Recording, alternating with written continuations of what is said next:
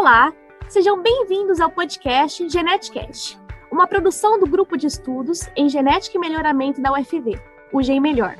Hoje eu, Elaine Claire e Jaqueline Necchio trazemos um convidado muito especial. Ele é engenheiro agrônomo, formado pela Universidade Federal de Pelotas, UFPEL.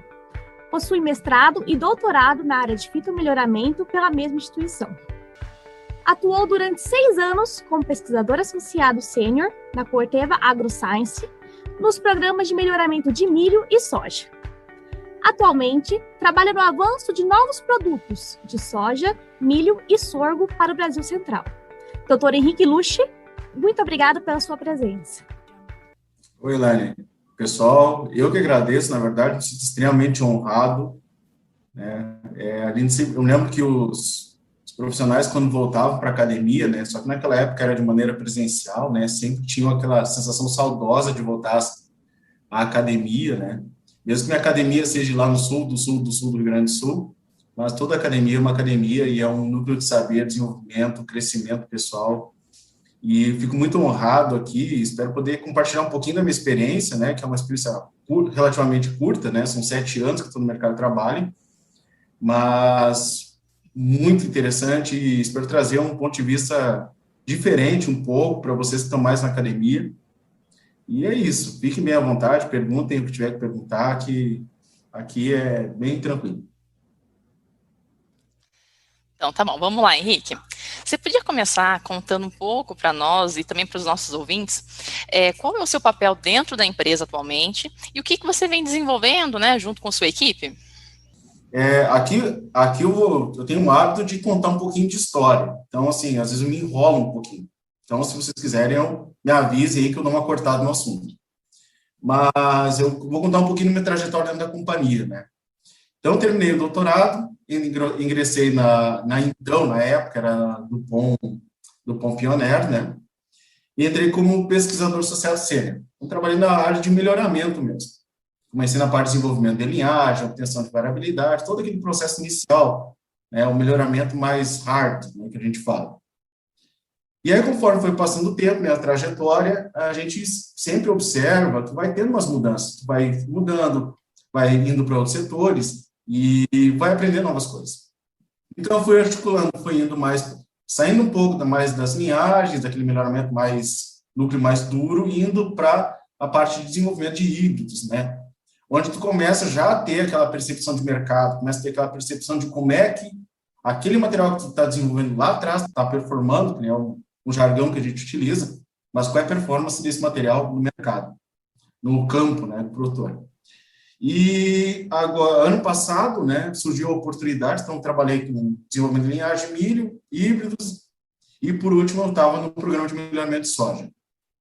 E aí, ano passado surgiu a oportunidade, né, de entrar no grupo de agronomia, né, na parte de avanço de produto. Hoje minha posição é agrônomo de produto. E qual é a minha função, né? Então, por que eu contei toda essa história? Porque tu foi lá, quando eu entrei em 2014, comecei os primeiros cruzamentos, fiz os cruzamentos, é uma continuidade, um trabalho contínuo, né? A gente sempre fala, melhoramento, o primeiro ano que é complicado, porque tu tem que encher o duto para começar a ter aquele fluxo de lançamento de produtos. Então, eu já estava no fluxo, mas eu estava lá desenvolvendo população, junto com os breeders, analistas, desenvolvendo as linhagens, lançando essas linhagens, desenvolvendo os híbridos, e a nossa parte da pesquisa para até ali.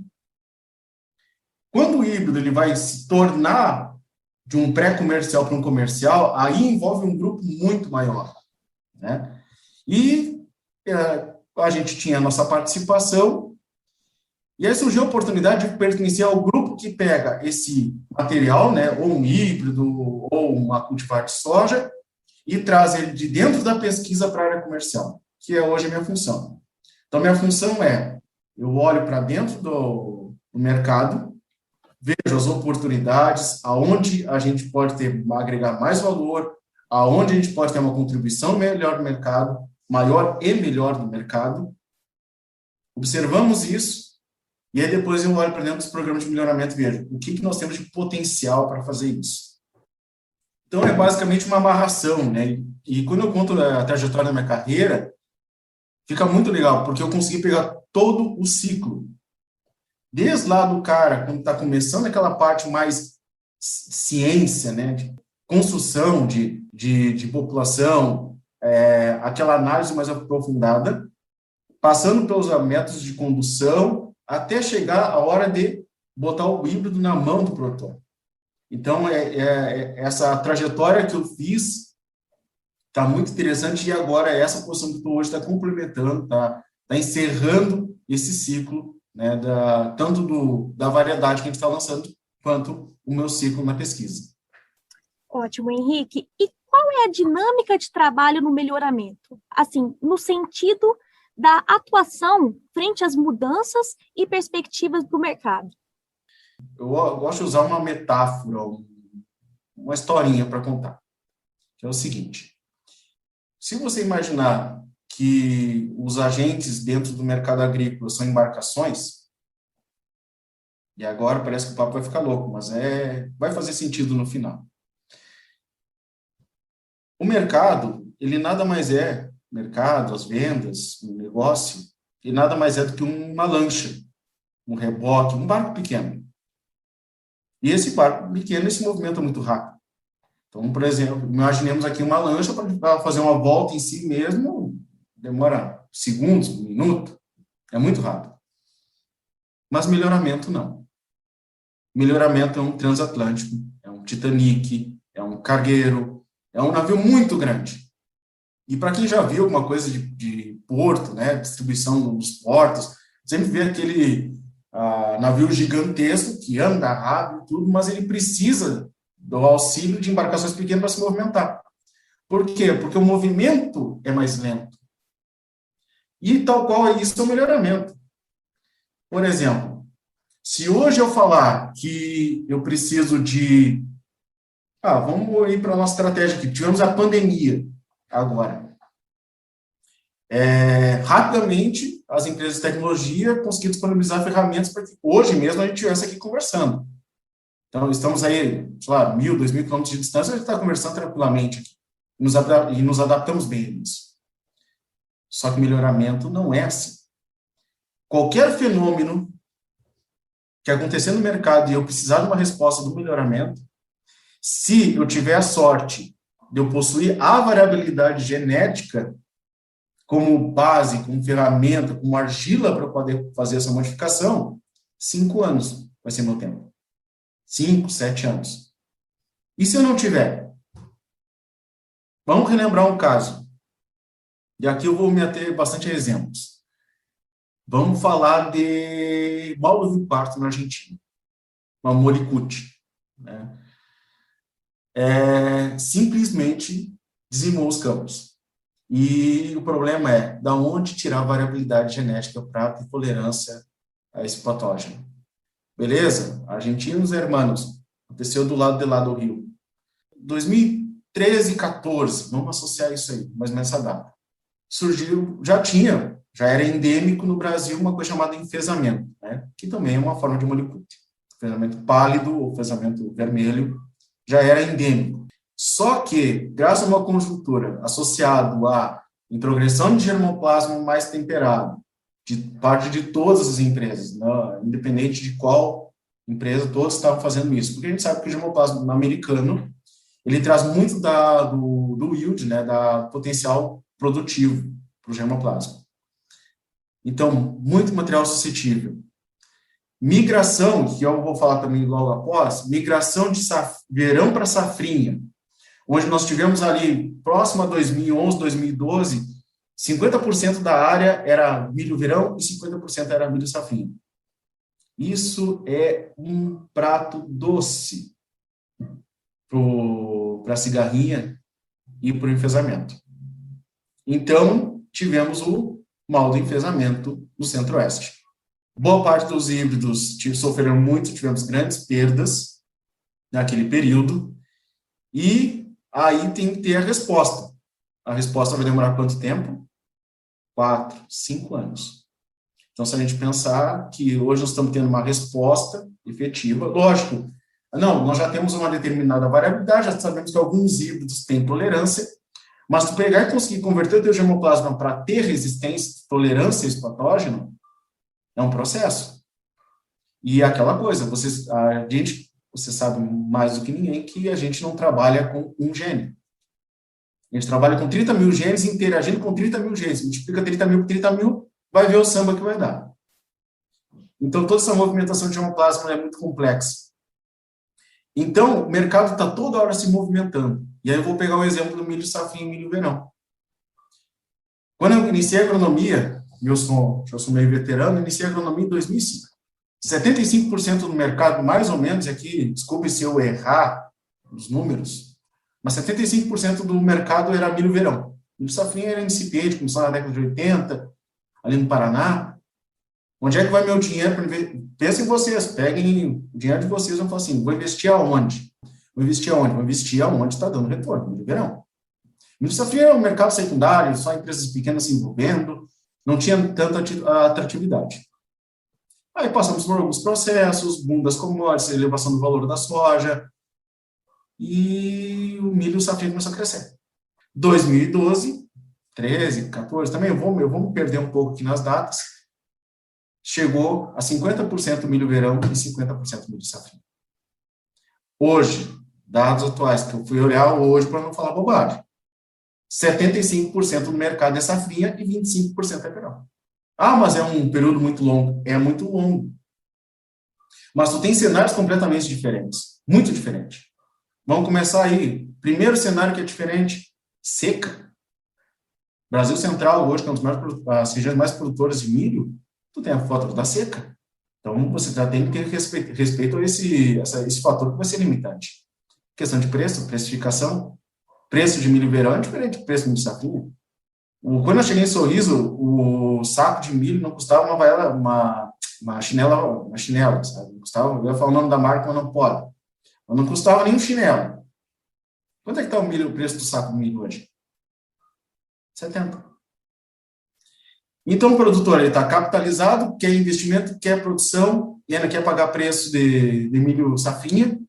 E como é que os programas se articulam dessa forma?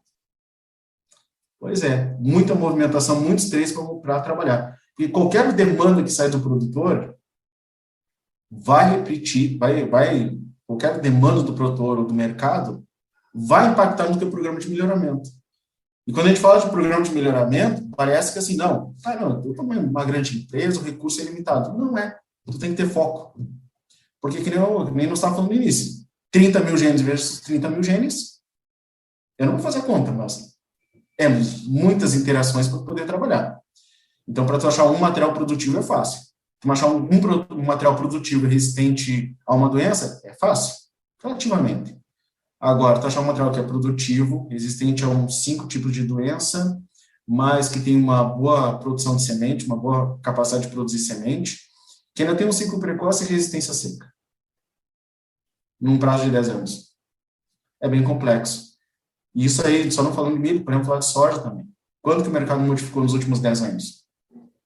Saímos aí de variedades que eram basicamente programas de melhoramento, trabalhavam com hábito determinado. Basicamente determinado, e por conta dos sustos que o produtor tomou durante a expansão da cultura da soja com o nematóide, ele tinha muito medo de pegar material que não tinha resistência. Então, era preconizado. Tinha um material mais tardio, determinado e com tolerância ao nematóide. Pois é. Há aproximadamente estou ficando velho, uns 10 anos atrás, entrou uma empresa com material que era indeterminado, precoce e que não tinha resistência ao nematóide. E veio abarcando no mercado. Então, assim, é muito rápido, são muito rápidos. E aí, bem, eu só estou apresentando problemas para vocês. Como é que a gente soluciona? Primeira coisa, se o mercado é rápido, tem que ser mais rápido ainda. O que é rapidez num programa de melhoramento genético? Ganho genético. Eu tenho que acertar mais. E como é que eu acerto mais? A primeira coisa que a gente vai falar, óbvio, né? Conseguir na hora de fazer a seleção, capturar a essência genética do material. Eu vou usar o termo material, não sei se vocês acabam utilizando, né? Porque no termo da faculdade não podia falar o termo material, mas a gente acaba falando às vezes. Assim, o genótipo, né? Nós queremos capturar, fazer a seleção basicamente da parte genotípica dele. Hoje nós temos ferramentas. Hoje a questão de marcadores moleculares difundiu bastante, tornou barato e acessível. Então, isso facilitou bastante o uso. Porém, uma boa genotipagem, ela só é uma boa genotipagem se eu tiver uma boa fenotipagem. Na verdade, a genotipagem ela só vai te entregar um bom resultado se tu tiver uma boa fenotipagem. E aí as empresas aumentaram muito os esforços em fenotipagem de alto rendimento. Tal qual a gente trabalha com SNP e sequenciamento de alto rendimento, nós estamos do outro lado ali, o fenotipagem de alto rendimento. E quanto mais acertar, melhor aumenta o teu ganho genético. Então, assim, as empresas têm articulado para tentar, primeiro, fazer uma predição, e aqui predição não estou falando do Hold Genome Prediction, estou falando de uma predição de mercado, para eu saber daqui a 5 anos aonde que eu tenho que colocar meus pés. Em ferramentas, em otimizar o uso de ferramentas moleculares e tornar mais eficiente e eficaz a fenotipagem. E essa é a grande disputa, é quem consegue fazer mais rápido e melhor, óbvio. Henrique, você participou dos processos de fusão das empresas do Pon e Dow, não é mesmo? E como você lidou com essa nova conjuntura e quais dicas até mesmo você poderia dar para os profissionais, no sentido de como se preparar para esses possíveis cenários? Participei, agora até me senti grande, né? Cresci uns 5 centímetros de altura, né? Na verdade, eu estava no bolo ali, né? Como um simples trabalhador braçal ali, né? Envolvido no processo ali, né? Não fui gestor dessa fusão, mas participei muito desse processo. Quando eu recebi a notícia, meu Deus do céu, gente do céu, me gelou. Fiquei nervoso, nossa, vai acontecer, meu Deus, o que vai acontecer, o que vai ser de mim, não sei o quê. A gente vive num tempo que a gente esquece, às vezes, de consultar a matriz, os mais velhos, os mais experientes, usando um termo mais educado, mais polite. Eu, naquele nervosismo, eu fui conversar com uma pessoa que tinha mais tempo de casa que eu. Cheguei e perguntei, cara, pelo amor de Deus, o que vai acontecer, não sei o quê. Chegou, guri, isso aqui é um ciclo que acontece aproximadamente a cada 10 anos. Estou há 30 na empresa. Então, passei por 3, na verdade, passei por mais que 3 ciclos na empresa. Então, assim, essas movimentações são comuns. E esse grande tutor, né, esse oráculo de Delfos, né, que falou comigo, ele falou o seguinte, é um ciclo muito característico, que é o seguinte, as empresas elas crescem. Chega um momento, ou por uma conjuntura econômica, ou por N conjunturas, entra no período de leilões, entra nos períodos de aquisições, fusões, vendas, e aí nós, fora a Corteva, teve aí questão da Bayer, Monsanto, tivemos Lidera, com Syngenta, Lidera primeiramente com o Cofco depois com Syngenta, nós temos aí a Stein entrando no Brasil, talvez, e agora surgiu uma coisa nova que chama Joint Ventures, né, então são empresas que trabalham em conjunto, né, elas não se fundem, mas elas têm trabalhos conjugados e formam uma terceira empresa.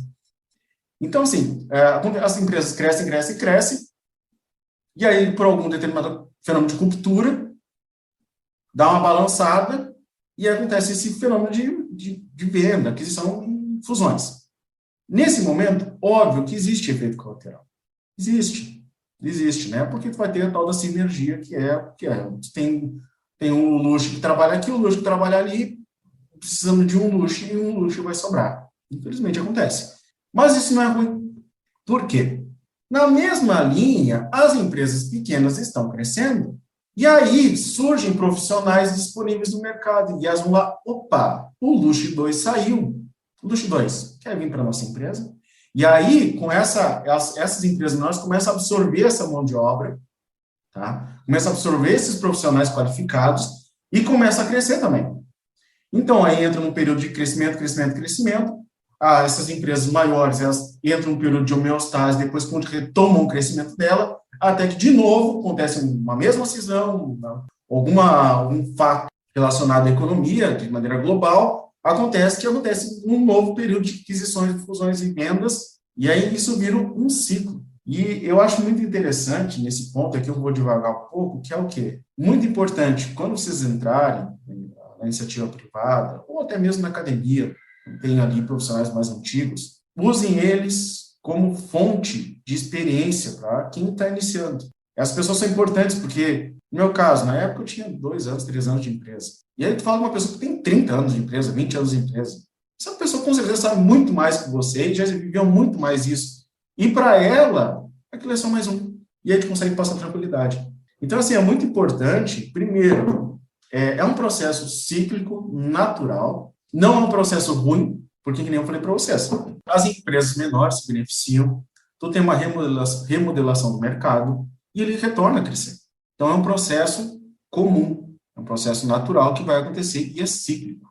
Dado o momento que vocês entrarem, eu me lembro até um amigo meu, né, que até é egresso de Viçosa, que ele entrou na empresa, a empresa entrou em aquisição.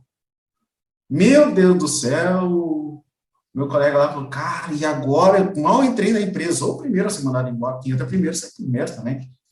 Entra por último, sai primeiro. Não, conseguiu realocar. Porque assim, aí eu venho um outro argumento, outra coisa que eu quero trazer para vocês, que é o seguinte, qual é o principal capital de uma empresa de pesquisa? Pessoas. Pessoas é o maior capital de uma empresa, independente. Ah, mas aí a empresa tem ações, a empresa tem uma estrutura física, ótimo.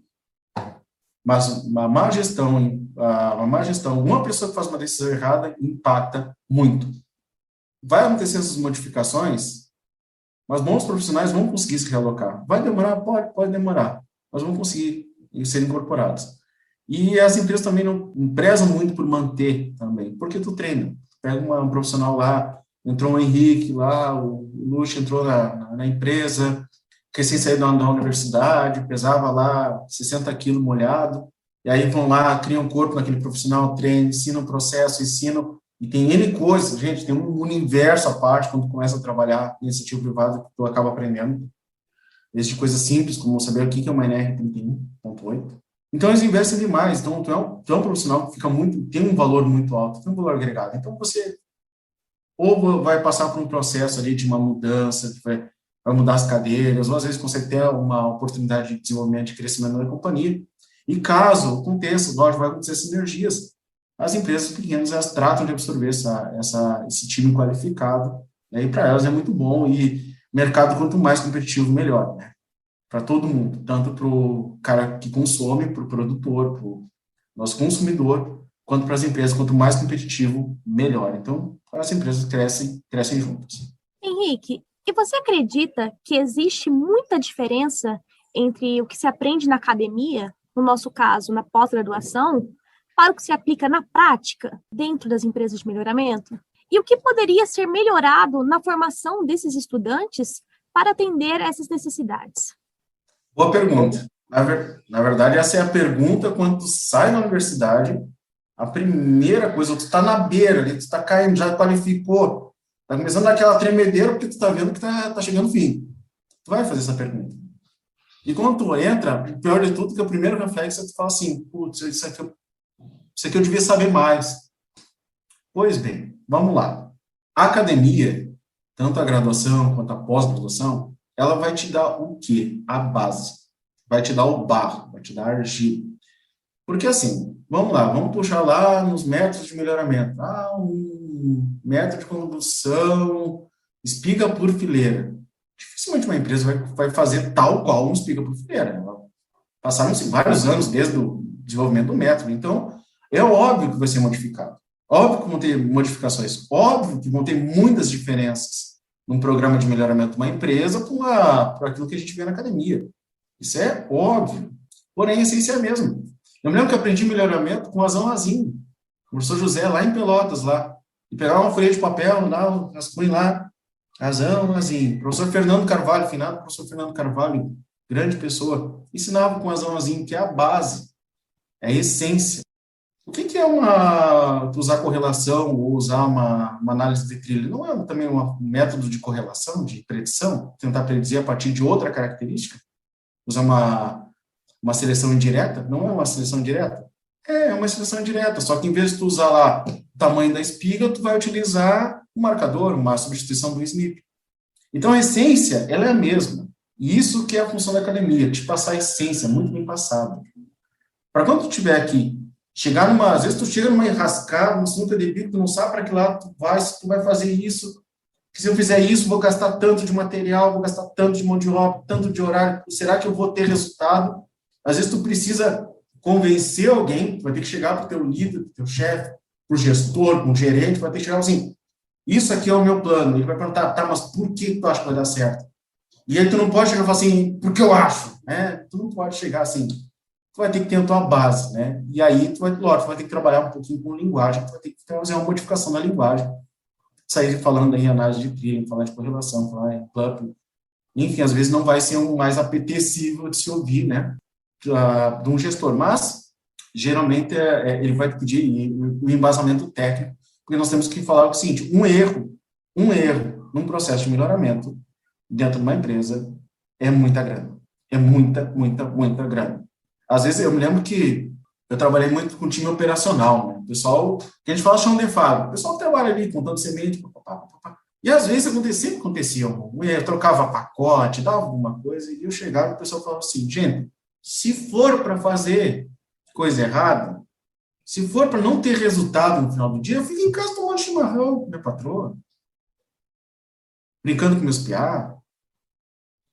Porque um pacotinho errado, uma plantinha, que tu vai lá e na hora de carpir, tu vai lá e arranca aquela plantinha. Então, aquela plantinha era uma entre 3.000 plantas que tinha 20 regiões fixas para determinada característica, tinha adaptabilidade, tinha estabilidade, tinha alto teto produtivo, era uma maravilha, o grão pegava e pulava dentro da colhedora, não precisava nem mais colher, era uma maravilha. Às vezes é uma planta. Então, tu não pode ter erro. Tu não pode ter... E aqui eu vou contar uma historinha de novo, porque eu gosto de contar história. Certa feita tinha uma melhorista, e a melhorista estava no campo e ela falou pro fiel escudeiro dela, estava do lado, ó, fazer o seguinte, eu vou selecionar as plantas, e aí, aquilo que é para descarte, tu corta a planta. Então o cara foi com um facão cortando. E ela foi falando assim, essa, e o cara com o facão, pá, pá, pá, pá. Aí chegou um momento, ela falou assim, eu vou olhar aquela planta, chegou na planta cortada. Olhou outra planta cortada. Aí chegou pro cara e falou, não, tu tá cortando minhas plantas? Não, mas a senhora apontou, essa eu cortava. Simples. Gente, num procedimento simples operacional. Quanto que será que perdeu? E se essa população vinha de uma genotipagem? Quanto já gastou de marcador aí? A base do processo de melhoramento, vocês veem muito bem calçar da academia. Vocês sabem da importância, vocês vão saber argumentar e saber fazer boas tomadas de decisões, porque essas tomadas de decisões refletem em grana, refletem em trabalho, refletem em resultado. Então, o que a gente mais quer é o resultado. Agora, a pergunta eu tenho que responder a outra pergunta, que é, o que não vem da academia? E aí eu vou falar uma coisa para vocês. Eu também conversei com a Elaine, já tocamos um pouquinho nesse assunto em outro momento, mas, infelizmente, a outra não vai vir da academia. Porque a academia, na sua essência, ela faz aquilo que tem que fazer, ela entrega aquilo que tem que entregar. Ah, mas eu não vi método tal, papapá. Mas tu viu a base? Eu vi. Aprendeu a base? Aprendi. Então, é só pegar um paper. Ô, gente, informação. O professor Fernando, final, o professor Fernando falava assim, quando ele queria um artigo, ele chegava na biblioteca, aí tinha os abstracts, não sei se os ouvintes sabem, né, para que serve o abstract, né? O abstract servia para o quê? Porque ele não tinha como mandar o artigo. Então, quando saía um artigo numa revista, não existia internet na época também. Então, quando saía, eles mandavam um monte de resuminho para as bibliotecas, nas universidades. Aí a pessoa ali ia lá e falava, eu gostei desse artigo. Pedia para a bibliotecária redigia um papel pedindo o artigo subia em cima de um cavalo, demorava 10 anos, chegava lá na universidade, tu lia o artigo. Não é mais assim, gente. Hoje, o cara publicou hoje, eu consigo entrar hoje. Então, assim, se tu tem uma base bem feita, você consegue se adaptar. E adaptar o processo do programa de melhoramento, porque você vai entrar numa empresa, o processo já vai estar mudando, a menos que seja contratado para iniciar o programa. Mas isso é raro. Então, tu já vai estar com o processo rodando, então, a base vai ser o suficiente para tu conseguir entender como é que é o processo de melhoramento e tu vai entender como é que funciona a coisa e a partir daí Isso é evolução. O que não ensina? Pois é, o que não ensina? Uma das coisas que é fundamentais. Casca profissional. Pode usar sinônimo, malemolência profissional, habilidade, corpo profissional, gordura. Eu posso falar hoje de gordura, né? Gordura profissional, né? Experiência profissional. É isso que a universidade não proporciona, mas isso aí também não é função dela. Por quê? 50% do trabalho vai ser técnico. Os outros 50% não. Os outros 50% vai ser gerindo conflitos. Dois profissionais que estão há 10 vezes mais tempo na companhia do que você, tem 10 vezes mais experiência do que você dentro da companhia, você tem que fazer uma solução de conflito entre essas duas pessoas. Ou você está trabalhando na sua baiazinha, trabalhando lá, desenvolvendo seu projeto, e aí você precisa pegar e dialogar com o seu colega e disputar uma das coisas que, olha, só não gera morte, mas gera muita briga, que é recurso. Às vezes o recurso é X, e simplesmente tu tem que priorizar. Teu colega, lógico, não por maldade, mas ele vai achar, não, eu preciso agora, eu preciso de 10 pessoas agora, senão eu vou perder meu trabalho. E aí tu tem a tua necessidade, tu também precisa das mesmas 10 pessoas, e tu não vai conseguir clonar elas e entregar a tempo para conseguir fazer a colheita. Tu vai ter que dividir. E aí tu vai ter que ter uma habilidade de troca, de relação. Relação também não é só entre pares. Você lembra do caso que eu comentei, do rapaz que cortava os pés, que a breeder selecionava? Gente, se você não sabe treinar uma pessoa, se não tiver capacidade, vamos usar termo, se tu não aprender a treinar uma pessoa, independente do seu grau de instrução, chegar para a pessoa mais simples do mundo e ensinar ela um processo, e fazer com que ela execute aquilo ali, e melhor de tudo, execute feliz. Porque Deus me livre vocês terem pessoal trabalhando para vocês que não esteja feliz. É engraçado, a gente não fala em felicidade na universidade. A gente não fala até mesmo quando a gente vê alguns eventos, né, algumas coisas, a gente fala, parece que é tão abstrato, né, parece que é coisa de Google, né, felicidade, não, cara, se teu subordinado, a pessoa que está trabalhando contigo no operacional, ela não for com a tua cara, teu trabalho se perdeu. Então, você tem que saber trabalhar. E trabalhar com pessoas é ouvir muito. Que nem eu comentei antes. Meu Deus do céu, minha empresa vai entrar em fusão, vai ser comprada pelo ricaço da Nova Zelândia. O que eu vou fazer agora na minha vida? Converse com uma pessoa mais velha, mais experiente. Ela já passou por isso, com certeza. Quem aqui nunca sofreu pelo primeiro amor, né? E aí os pais chegavam e falavam assim, nossa, calma, você é só a primeira paulada que tu vai tomar na vida. Vai tomar muitas ainda. É a mesma coisa. É conversar, é dialogar. É conversar com pessoas que estão respondendo para você, com seus colegas, saber priorizar. Henrique, a vivência, ela vai te trazer essa experiência, né? Como você falou, essa capacidade de ouvir, a fala, a liderança, tudo isso são diferenciais, né? E hoje em dia, o mercado de trabalho está cheio de profissionais altamente qualificados, né? Então, essas questões mais técnicas, às vezes, são deixadas de lado, principalmente no processo de contratação. Você que já teve essa experiência também, o que você pode contar para nós? A primeira, que eu falo para vocês que eu já comentei antes. Se o meu dom, se o que eu quero, se o que eu sinto é ir para a iniciativa privada, é ter uma experiência privada. Começa por aí. É a porta de entrada dentro de uma empresa, é o estágio. E aí é engraçado, porque o estágio mudou muito ao longo dos anos. Eu fiz meu estágio final em 2009. E eu recebi muitos estagiários, né, estagiários e alunos, lá por 2000 quando eu entrei na companhia, 2014, 2015, 2016. Cara, e é impressionante quando tu vê de um lado do outro. Eu lá no meu estágio, eu bati enxada, saco de milho nas costas, contando semente. Gente, operacionalzão. Aí eu acho que mais no final, né, conforme eles vão te conhecendo, quem passou por estágio de empresa sabe, conforme tu vai tendo mais tempo, mais bagagem, os caras vão, não, peraí, eu vou largar esse piazinho aqui, pegar e fazer uma contagem de plantas. Acho que ele presta. Não, eu acho que eu vou pegar, vou ensinar ele a avaliar pendão aqui, porque eu acho que vai. Vai pegando, normal, até no estágio. Quando tu entra no estágio lá, quando eu entrei lá em 2006, lá na universidade, como estagiário, a primeira coisa que me passaram para fazer foi descarregar um caminhão de calcário. Então, assim, começa sempre por aí. Mas ali tu já começa a ver como é que, primeiro, tanto o estagiário, ele começa a aprender como é que funciona a companhia, quanto a companhia te conhece. O meu gerente, ele fala uma coisa que é fantástica. Técnica se ensina e comportamento. O que é mais fácil de ensinar? Técnica ou comportamento? O que é mais fácil de ensinar?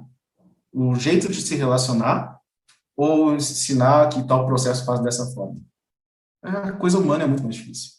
Por isso que a interação tem muito aquele mito assim, é o QI não é o QI.